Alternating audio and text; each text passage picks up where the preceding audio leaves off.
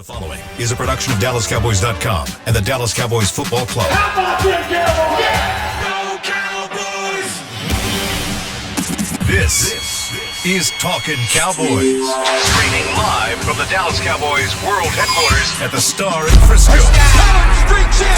Touchdown! Parsons has something. Prescott keeps it, and he bangs it into the touchdown. And now your hosts, Isaiah Stanback, Patrick Walker, Nick Harris, and Kyle Yeomans. It's another off-season edition of Talking Cowboys here from the SWBC studios at the Star in Frisco, presented by Black Rifle Coffee Company, the official coffee of the Dallas Cowboys. Welcome into another episode. It's a different episode. Yeah. We have Nick Harris's name in the intro for the first time. Yeah. Sounded good. Yeah, it's official now. Yeah, we couldn't give it away last week. Yeah. Yeah, exactly. we had to wait a week, kind of let the surprise happen. Now it's in there. Now it's official. We're good to go. Patrick No-See Walker out on vacation, doing his thing. What is that? I scared him away. That's what really happened. Yeah, exactly what it is. It's all right, though. We had a good conversation Intimidation. about it. He'll be back next week. Oh, good. Oh, Yeah, nice. yeah. I will not be here this week. So you scared me away the second time around. But then we've got Isaiah Stanback in the building. Hi, Kyle. How's your cracking? Hey, what's cracking? Yeah, what's cracking? 7-2 on Sunday. Oh, my. Yeah. You have to remind everybody about that? Yeah, it's okay. You know, sometimes you need a wake-up call in a Sometimes. series. And it's gonna flip. Or sometimes teams just wake up. It's gonna flip. That team's gonna wake up tonight. Oh, you guys were sleeping. Oh, they were through game 3. Oh, okay. Yeah, no doubt. All right. No doubt. So go Stars, go. Go get the win tonight. Let's go ahead and force it at least to 6, and then I'll go watch it, clinch it on the road, and that'd be Facts. great. Yeah, Facts. watch the Stars. If it goes to clinch it on 6, the I road. might have to come up there and meet you. Come on with it. I'm Oh, okay. that would be fun. God, that would be freaking fun. Knuckles, man. Why? What's going on? I don't know why. For there whatever something reason, there? I've been getting Kyle like Knuckles today, and it just hurts a little bit. Hurts a more little today. bit. You A know little what I'm bit saying? more hardware on the A little bit of shine there. Look at that. Look at that. Yeah. That color's nice. Sunday, baby. There you go. She is now officially Lorena Yeomans. She's yours, son. Boom. Locked in. How about that? Long-term contract. Lifetime contract. Lifetime contract, Oh, man. yes. Bro, the night of our freaking lives. Dude, that was awesome. It was incredible. That was awesome, man. Oh, so It was a many- friggin' fantasy land right there. It was. It was a fairy tale, and she's a Disney princess. So there you go. you I go. mean, that's just kind of the whole thought process behind it. Everybody that's in here was there. I mean, you guys saw the emotion that was there, and Yeah. I mean, You didn't hold it together at all. dude, not at all, Not at one all. bit. Once once the videos come out, and I'm so excited for the videos, and the photos are going to be incredible. We had a dream team vendor team. Like, I mean, they were all incredible, and the video, because I was so in the moment, and you could see I was just trying to keep it together as much as I possibly could. That didn't last very long. Yeah. You know what, Kyle? But man, it was awesome. You know, you and Steph Curry have some things in common. What's that? I'm interested. You and Steph Curry, you guys don't look like brothers or nothing like that. But one commonality is you guys both shoot your shots. Yeah. And I don't know if you know this, Nick, but take a look at your screen right now. This was Kyle Yeomans. This was the napkin, okay, at his reception. And this was the first shot that he shot at his young wife, Lorena, now. Just look at it there. Hey, that's a wordsmith if I've ever seen one. Let's go ahead and read that out, okay? So there was a picture of his now wife, okay? And it said, this was what Kyle sent in the DMs. Looking like a dime among the pines. Fire, fire. That was your first shot at her. Yeah. And she responded. She did. So we had known each other for years up to that point because we had met in college. And so we just kind of kept up with each other. She was actually an intern with the Cowboys for a little bit. Okay. So we kind of kept in touch, and then COVID happened, and she went on this trip in the middle of 2020. Okay. And I sent her that DM just kind of out of the blue. We had not talked. We had not texted. We had not been romantically involved at all. But she was looking like a dime amongst the pines. A dime amongst the pines. That was what worked. Would that have been your word choice, Nick? If it's that easy, then I don't know what's keeping me around. A dime among the pines. Now, when Mr. Beamer in the back saw that and I saw that, we lost it. Good. We lost it. But you know Good. what? But you gained a lot of respect that day. because I don't think I would have shot that shot with those words, and it worked. Yeah, the confidence. It's all about the confidence. As long as you have the confidence with the shot. The first thing Isaiah says to me is like, "Hey man, can you get that on the screen?" So it was Isaiah's idea. I never can do that. Beam, I would have never thought that pine trees and fire go together, but he found a way to make it go together. I don't know. I should have put the tree emojis, honestly, but it worked out. I'm not going to change it. Normally you put 3 emojis back to back. You only put 2, so you were in a rush to get that text out. You wanted to hurry up and send that. I want to get that thing out of there. The chamber, baby. How long did you look at the message? How long did I look at it? Not long. With only 2 emojis. Yeah. You're right. You're right. I think I was confident. I went up and I shoved that shot up there, man. Yeah. Like it was like a half court heave. Like that's what it needed. it. And you talk about out kicking your coverage and then shooting your shot. Like I got both of those things down. That's all of the sports analogies, they all were there. I mean, she was the most beautiful bride. She really was. And I can't wait for Cowboys Nation to see the pictures because they're going to see them. I guarantee you. She is an awesome individual. Yeah, you got you one. She is an awesome human. If you guys have never had an opportunity to meet her, she is just genuine as they come. Like literally, like there's no anger. I don't even know if she even gets mad. If she does get mad, I wouldn't want to be around her. She gets mad. Yeah, she's fiery. She's from New York, so she's fiery. She probably smiles when she's mad. That's probably just bit. Yeah, that's scary. Yeah, no, I'm gonna pray for you. Yeah. Luckily, it hasn't been toward me a lot. Okay, because I try and avoid that. But every once in a while. But she's the best, and I can't wait. But man, yeah, so much fun. I'm so glad you guys were there, and I can't wait to Thanks share for the invite, man. Yeah, dude. Well, what'd you think about the dance, by the way? What'd you think about the first dance? Oh man, you did a good job. Yeah, that was your go-to move, man. It was good. I was worried about your hamstring, but you did good, bro. I worked out with you in the morning. You tried to kill me. Hey, y'all, he didn't seem in that B-roll. I wish I could have put that up here. Yeah, I did not send that to you. But KY and his crew, they came through in the morning. That was Kyle's request. Can we work out the morning of my wedding? And I was like, are you serious right now? He was like, yeah. I'm like, all right, I'm not going to kill you. It was great, actually. I loved it. I'm glad you guys had a good time. Somehow, some way, he has 2 guys as his groomsmen that were both like McLevins. Yeah. One looks just like McLevin, but he has 2 that act like McLevin. I don't know how that worked, but your guys are awesome too. They were great. And, there was one Giants fan that was in there, and he was geeking out. And he told me last night we were having dinner, and he was on the bench working out, and he was like, "Man, he won a Super Bowl for me." He was trying to finish his rep, and he was trying to push it through, and he was like, "He did it for me. This is for him." Like it was fun, man. Everybody else was Cowboys fans. It makes sense. I mean, because based upon what these guys are doing with their roster, they look like they're trying to get another thing on their finger too. Yeah. So let's talk about that. Okay. Enough about the wedding, and we'll talk plenty about it, I'm sure, at some point. We'll get the B-roll up there. But let's talk about the offseason for the Cowboys because we have some big dates coming up. Thursday, schedule release. So you're going to get to know the schedule. You know the home, you know the away opponents. We can kind of go through that if we really want to. But Thursday, anyways, is going to be where it's all organized. And you kind of know what's going on for this Cowboy schedule.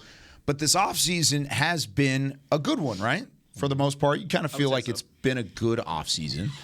What has been the most improved part of this roster from the beginning of the offseason through the draft, through undrafted free agency, and now into the point where we're getting close to rookie minicamp, we're getting close to OTAs, Nick? Where do you feel like they've taken the biggest step? I think it's just filling holes and parts of need. You know, there's going to be a lot of inexperienced guys that are going to get an opportunity in training camp to step up. You know, I'm doing a breakdown on the linebacker position right now, especially with the possibility that Micah Parsons could be spinning down to defensive end. Maybe that's something we get into later. But who kind of fills that role? And, you know, there's a lot of open bodies that, you know, are ready to take on that challenge. And then if you look at the offensive line, you know, if injuries are to happen, we kind of talked about it last week. You know, you have guys that are ready to step in and potentially contribute. And then, you know, taking out Ezekiel Elliott but inserting Deuce Vaughn, that's explosion. You know, and there was explosion that was needed at times last year, especially whenever the offense got stagnant. You know, adding weapons in the receiving core with Brandon Cooks, more explosion. So I think there was just a lot of points of need, especially on the offensive side of the ball. And we saw how the season ended against San Francisco and needing that extra explosion. I think that was the most important part of need. So that maybe that was the biggest addressing of need that happened, was adding that explosion. But just overall on both sides of the ball, adding points of need. I'm going to have to lean it towards defense. I totally agree with what you said. But if I had to pick a side, I'm going to say that they made a decision in this offseason. If we had to make a choice between offense or defense being more dominant, I think they chose defense. I think they chose to be more dominant on defense. And that probably goes towards the fact that they felt like they're closer to being in that category of dominance, right? It's like we're probably closer to being dominant on defense more so than offense. So let's just go ahead and just throw the extra chips in there that we need to be unstoppable in that regard. And I think that that's what they attained to try to. That's what they sought after to do this offseason. Obviously, by adding to the secondary, right? We did that by going out there and solidifying at the quarterback position. Then we went out there and added in the draft as well at the D-line position, addressing that hole. Okay, you added an overshown at the linebacker position in terms of adding another speed guy at that second level because you knew that you were going to lose quote unquote a linebacker, right? So you needed somebody else in that regard, and I still think they need to address that within free agency.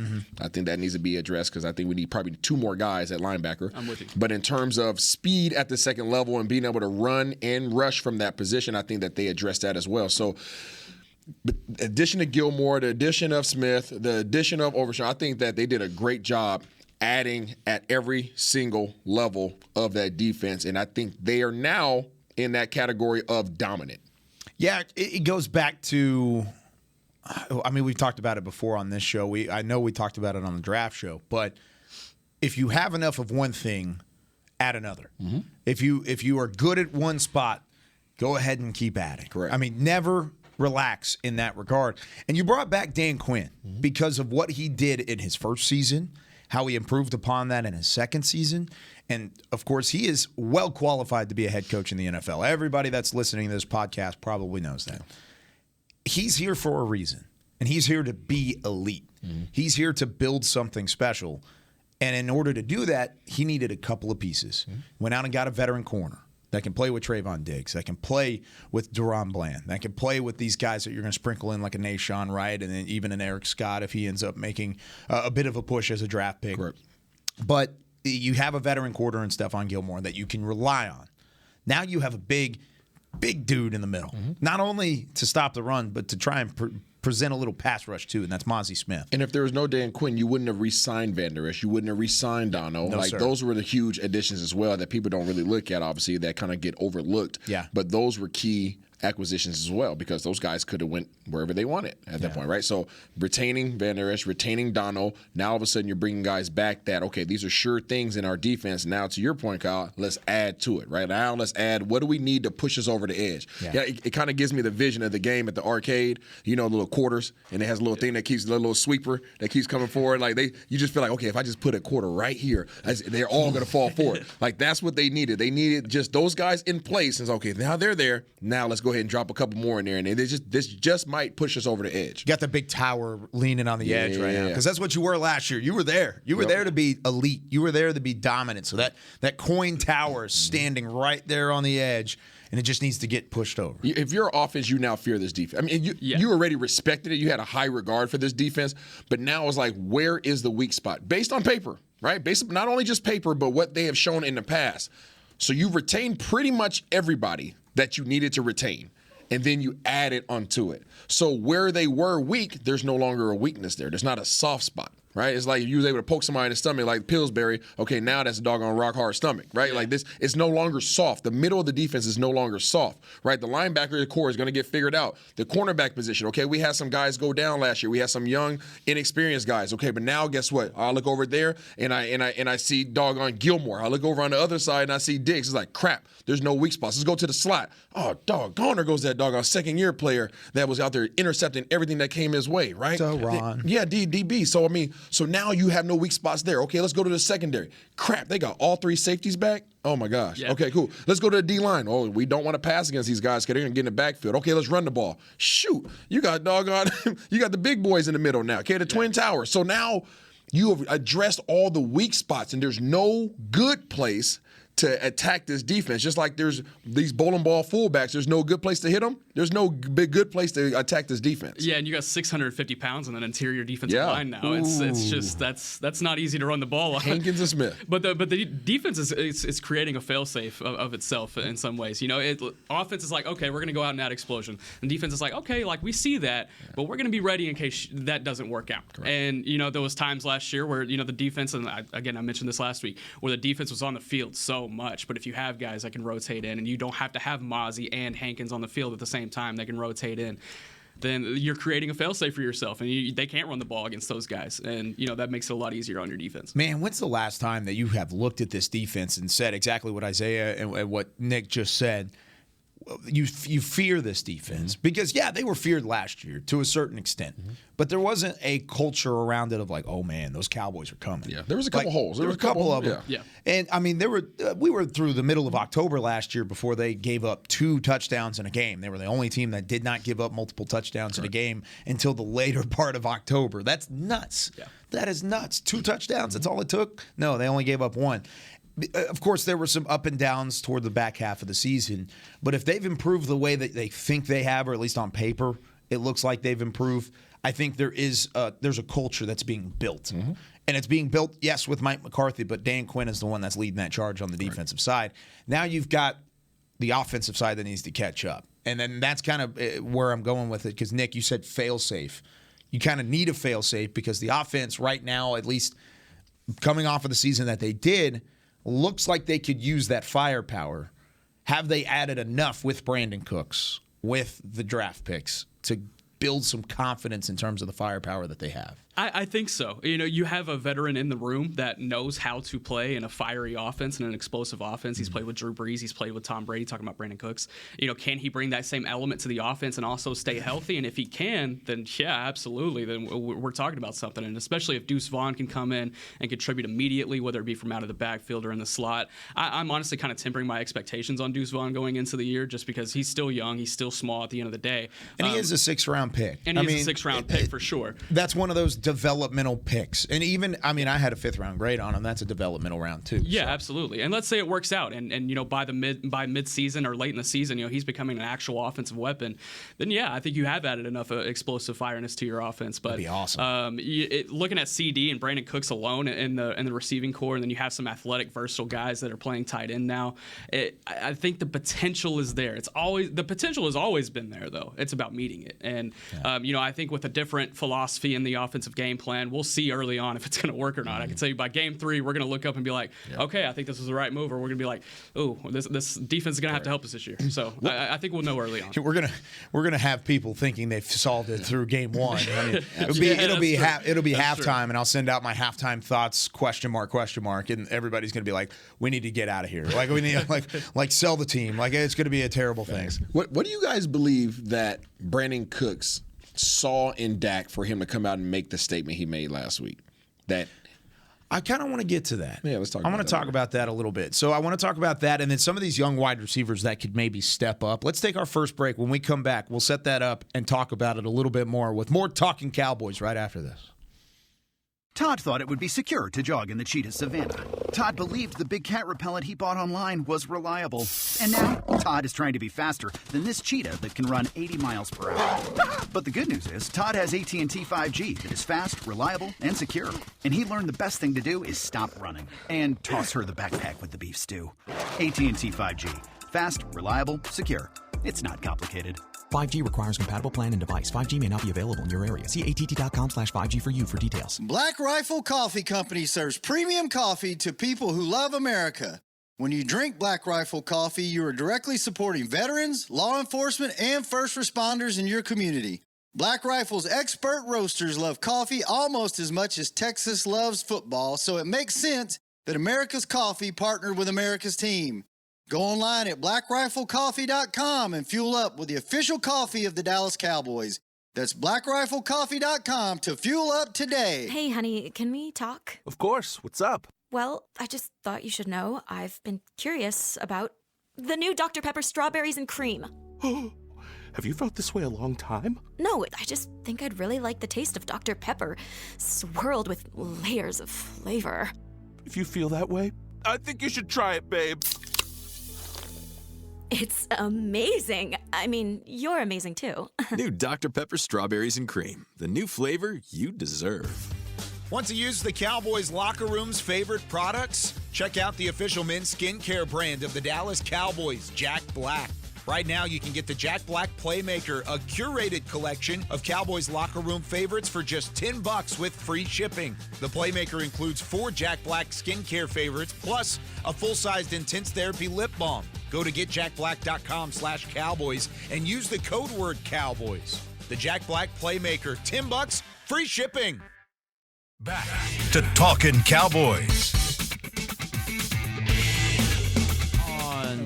Back here on Talkin' Cowboys. We're grabbing the reads so that way we can pay the bills the right way here on Talkin' Cowboys, presented by Black Rifle Coffee Company, the official coffee of the Dallas Cowboys. Okay, guys, head to Miller Lighthouse, AT&T Stadium for the Dallas Cowboys Tacos and Tunes Festival, presented by Miller Lite this Saturday, May 13th from 2 to 7 p.m.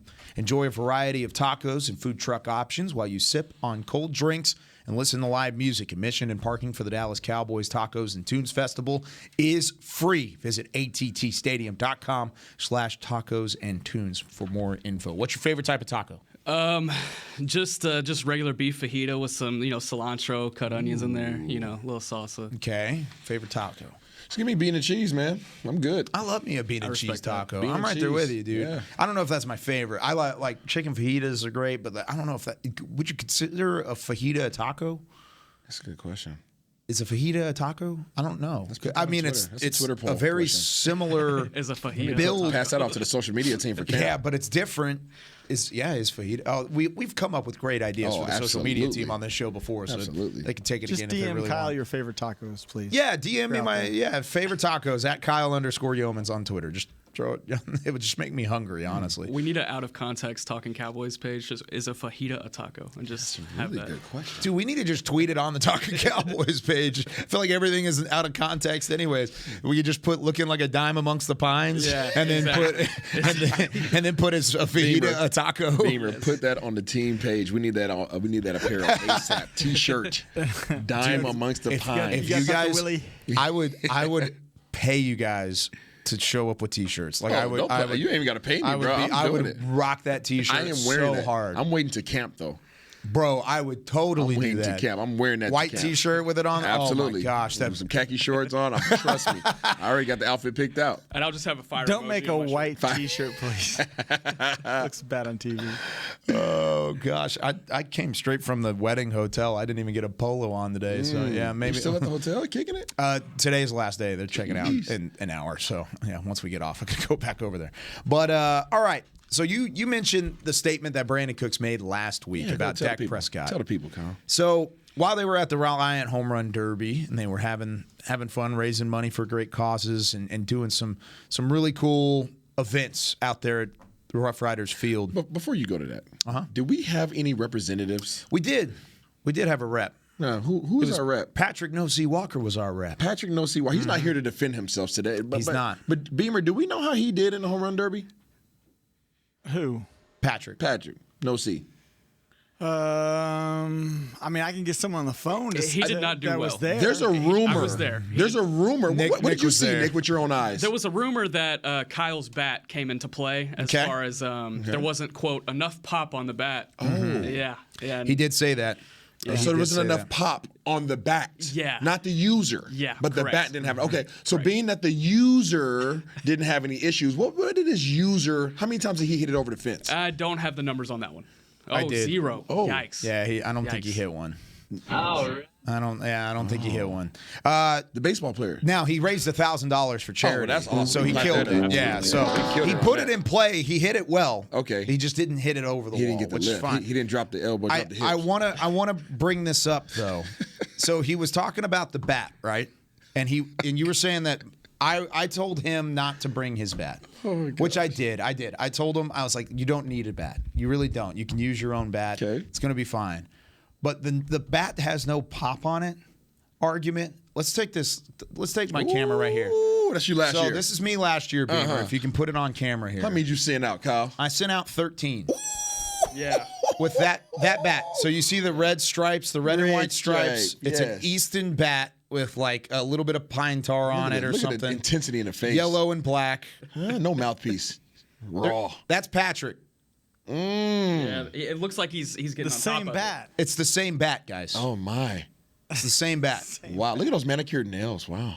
Stop it. The red and white. I did notice they were shiny. They are shiny. Yeah. Wow. So red and white, and then it's the same bat. Baby oil on The your same fingers? bat. Yeah. So same bat, different user, different result. Different result. Yeah. Yeah. I can't wait till he's back. He's gonna hate the fact that we had this conversation. Wow. And then I'm not gonna be here. I too have made those statements about a bat not having enough pop, but it's usually like, okay, instead of it going 400, it went like 350. Stop! Like, oh my gosh! Why are you putting 400 out there? How far is that fence that you guys were hitting on? Oh, it's short, 200, right? Smash, smash. He smashed some baseballs though. He hit it hard. I saw some video. He hit it hard. He was hitting line drives though. He's getting base hits. You got to get under it. Yeah, that's the big thing. You got to get under it. Yeah, and it was got to tough. drop that back hit. Oh, dude, yeah, that was. The but key. he raised money, so good job. No $1,000. Good job raising some money for the needy. But we got to work on your hitting. Okay, go ahead. We'll get him out there next year. We're gonna make it work. All right, so. Brandon Cooks on Wednesday during that event, during the Reliant Home Run Derby, said, I've been around some great ones, speaking on Dak Prescott and quarterbacks in general. And we've been throwing, and I've got to tell you, that guy can sling the ball. He is special.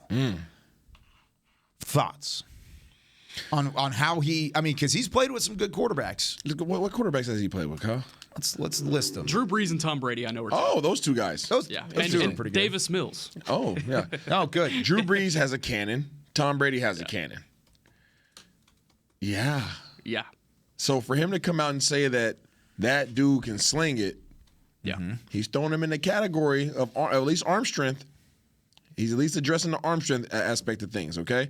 Yeah. Then he is special. That's what caught my attention. It's different, right?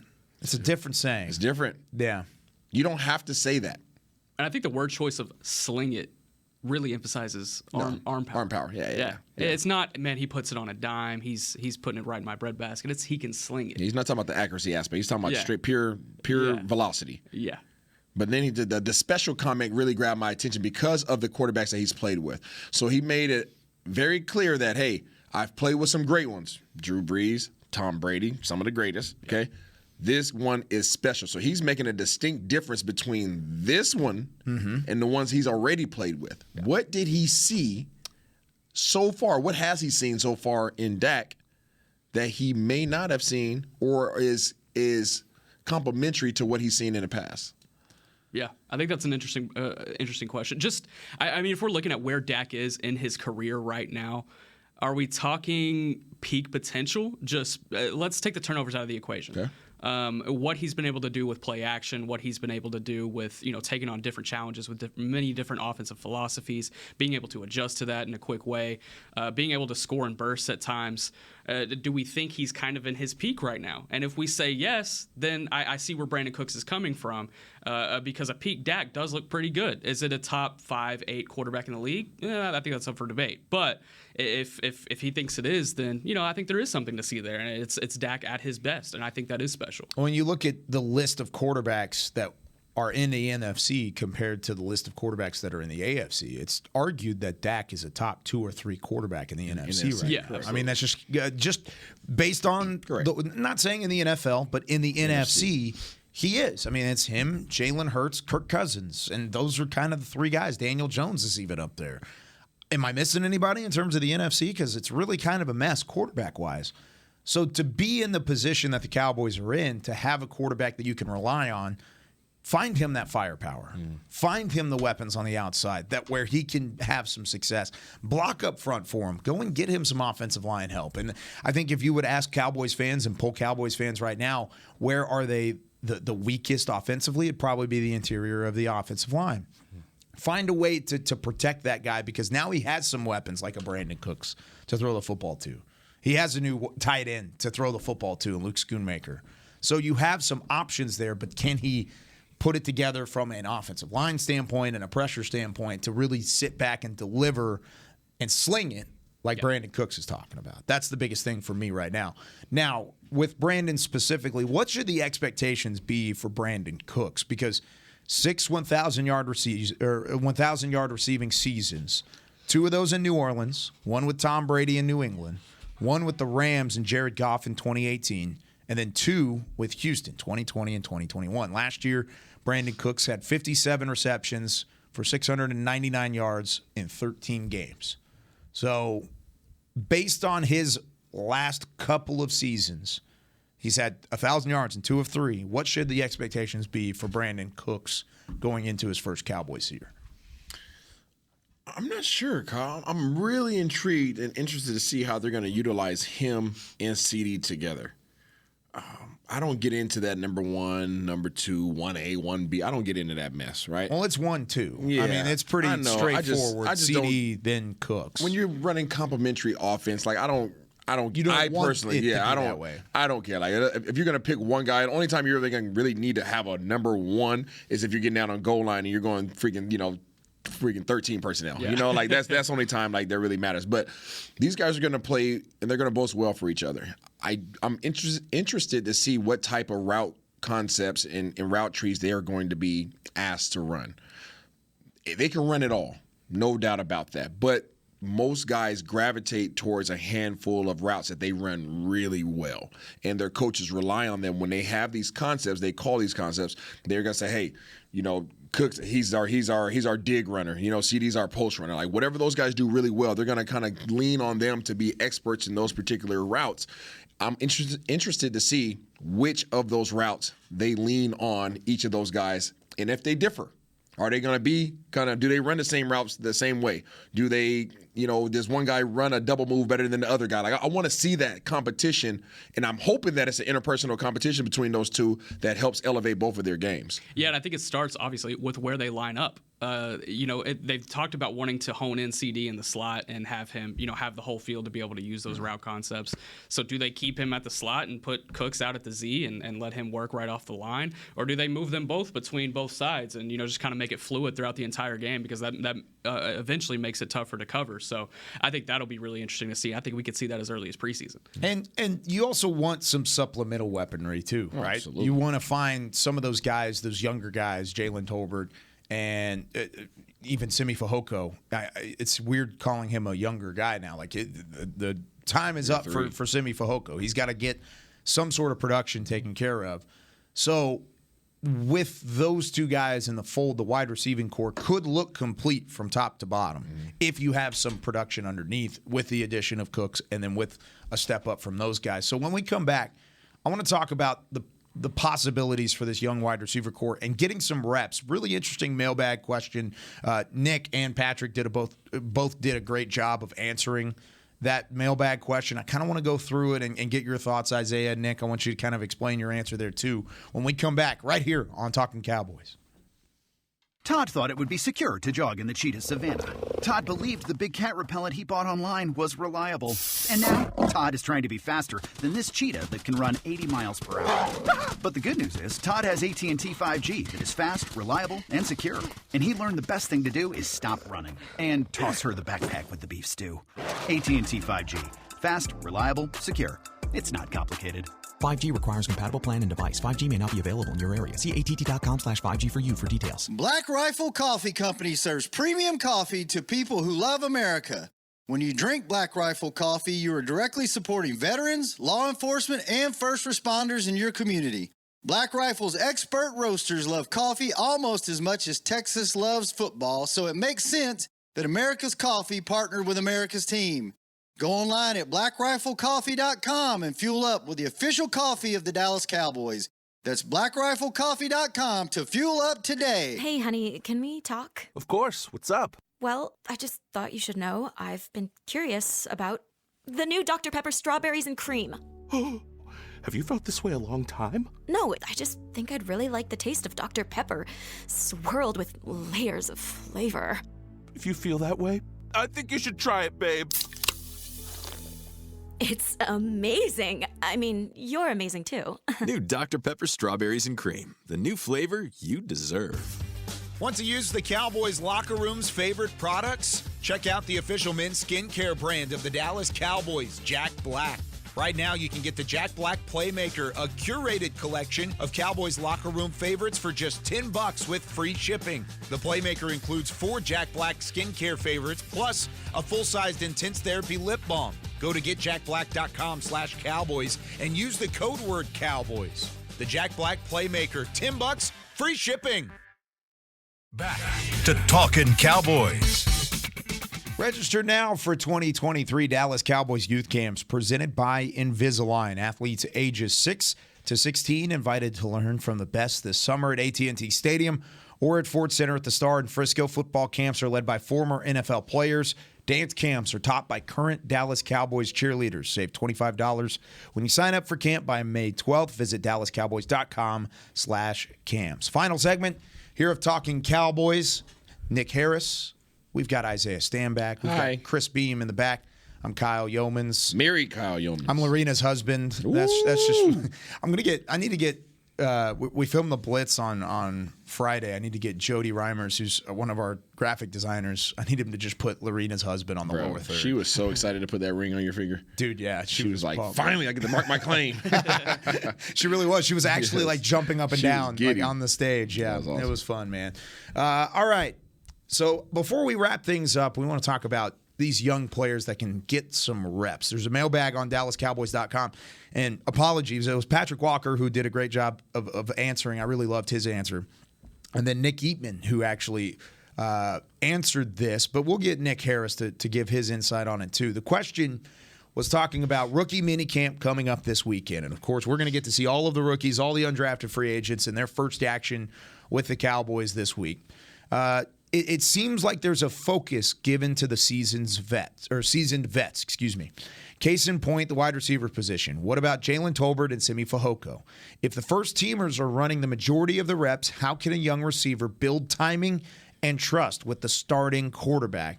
Same question on the defensive side of the ball, because you're getting the reps from the rookies. Yes. But whenever you kind of get pushed down the depth chart the way that Jalen Tolbert, Simi Fehoko, just as an example, have been the last couple years, how do you get those reps and you build that sort of mentality? I'll start with you, Isaiah. Great question, and I definitely can address that because that was me for a good portion of my career. You show out with the other guys. That's what you do. You prove that you are trustworthy. You prove that you are consistent. You prove that you know where to line up, that you can pick up the audibles, that you can read the defenses correctly, and that you are a guy that can be relied upon. That's how you get an opportunity to start getting reps with the ones. And when you get those opportunities with the ones, don't get deer in the headlights. Go out there and do the same thing you were doing with the other guys, and when you become that trustworthy guy, that's when you start doing well. It's no different than last year. I'm blanking out on the young man's name. He wore 3. Oh, Brown? No, not Brown. You said 3. Dennis Houston. Dennis Houston. Yeah. Dennis Houston did it 3 in training camp. Yes, in training camp. Yeah. Dennis Houston did it last training camp.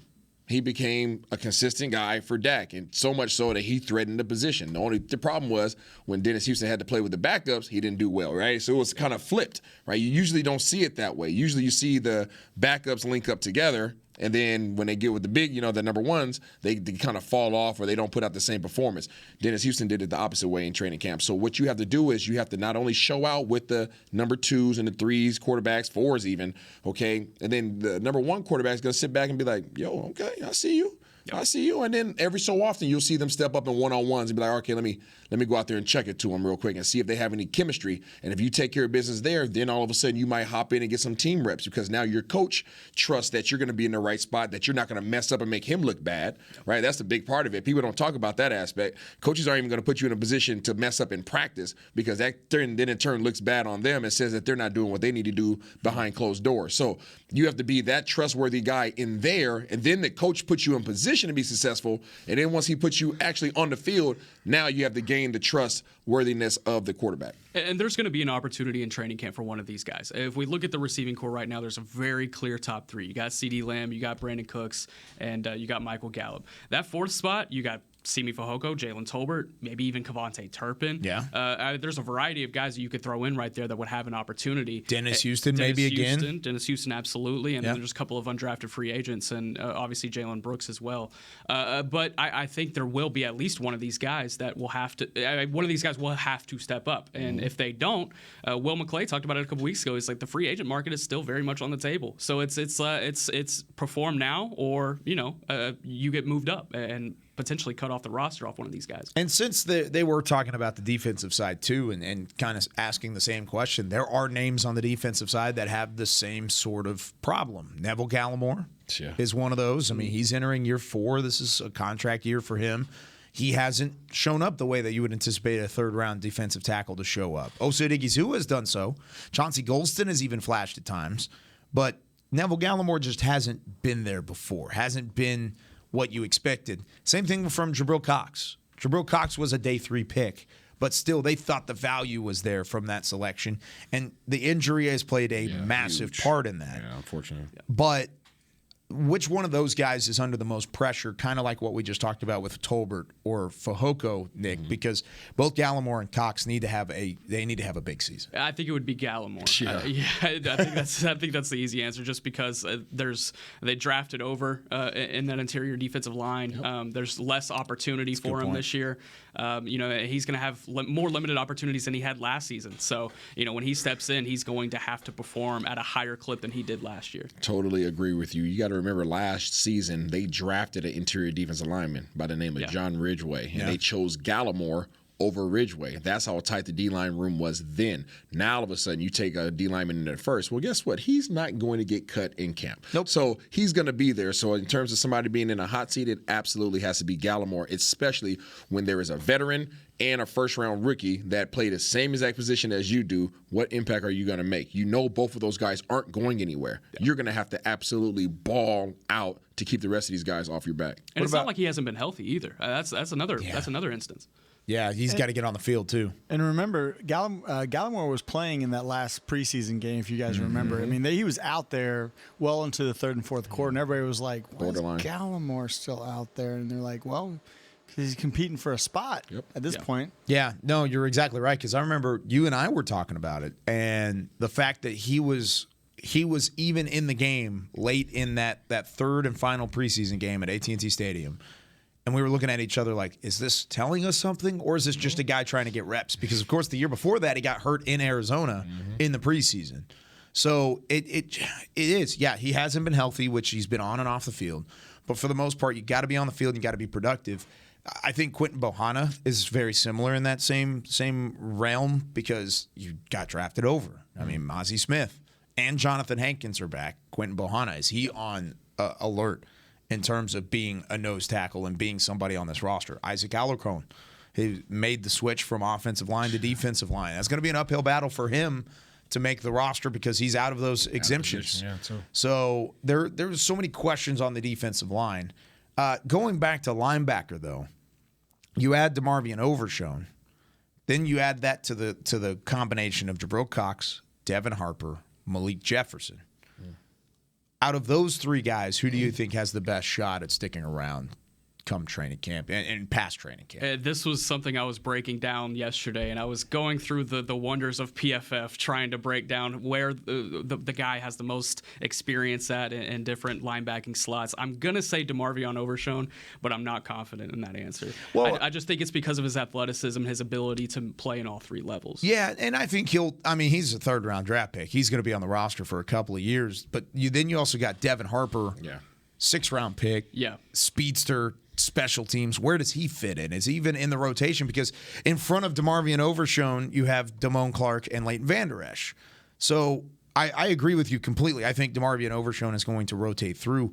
But then how do you fit in a Malik Jefferson and a Devin Harper and a Jabril Cox if you have the confidence in those 3 guys? It's tough. I don't think you're going to be able to bring all 3 guys. That's just the way I see it. And if you really want to know, in that second preseason game, all you have to do is look out who runs out there on punt coverage for linebackers. I mean, the first team punt coverage, that's probably going to be the guys they're working out to be on the roster. You like that punt coverage, don't you, Isaiah? There's so much value in special teams. I'm glad Beamer brought that up. So, to his point, it's very telling. It's very telling when you start looking as we get closer to camp and you start seeing the preseason games. All that stuff's going to matter. So when you start looking at this battle at that second level between Jefferson and Harper, which one is going to stand out more in special teams? That's where you're going to be playing. You're not going to be rotating in on defense most likely. So how can you suit up every week? And if you're not suiting up every week, then you're not on this roster. Yeah. Oh, Gosh, yeah, you got to be available. Best ability is availability. I mean, that's been a buzzword and a common term around these walls. And impact. What impact can you make? You know, what is going to be your impact? Are you just another guy that I'm throwing on there for depth, or are you actually going to make an impact in 1/3 of the game? Yeah, and we've seen guys overextend their stays on a roster by having that special teams ability, and then eventually finding that role on a defense. You know, so look at CJ. Right. CJ. Yeah, exactly. Exactly. That's a great example. All right, rookie minicamp coming up this weekend. Nick, who's the guy you want to watch the most that you're going to see through the weekend? I think Mozzie is the easy answer. I also love outside of Mozzie. Obviously DeMarvion as well, but this is going to be. I'm going to go onto the field. I'm going to look around. I'm going to be where is Hunter Lipke? I want to see that guy in action. I want to see him go. I like that. Fullback, yes. H-back, tight end. I don't even care. He's going to be fun to watch. Who do you think?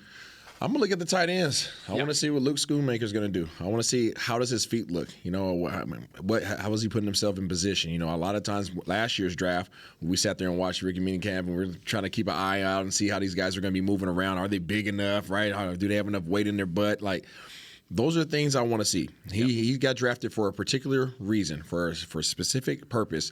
What is going to be the impact that he makes on as an extension of that offensive line, and then how soft are his hands? I want to see whose ankles Deuce Vaughn is going to break first. I want to see is he that shifty? I want to see who he. Oh yeah, absolutely. I want to see who he gets through first. That's one of my things. I also want to see Viliami Fehoko. I want to see Junior Fehoko get after it and see what he can do.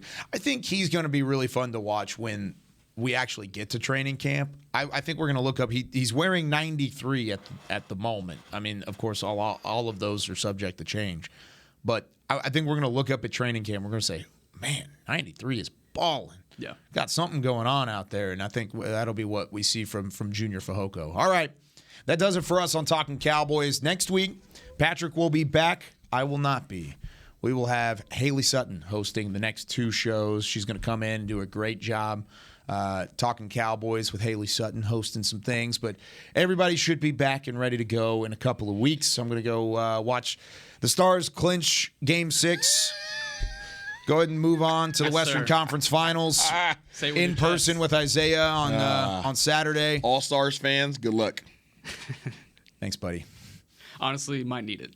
After Sunday, it was kind of a virtual handshake. I got off the dance floor, and one of my friends came up to me and was like, "You want to know the Star score?" And I was like, "Was it good?" And he was like, "No." And I was like, "Just let me know." And he was like, 7-2. And I was like, "Oh man!" It was like the one bad thing of the whole wedding night. Hey, you know what? The good news is for the Stars. You know, the best player for the Kraken actually comes back and starts playing today. Yeah. Oh, that's fine. It was the Patrick Ewing effect. Now they're going to play worse, so that's fine. We'll see how that works. Yeah, we'll make it work out. All right. For Isaiah Stanback, for Nick Harris, for Chris Beam in the back, I'm Kyle Yeoman saying so long from Talking Cowboys. We will see you next Tuesday.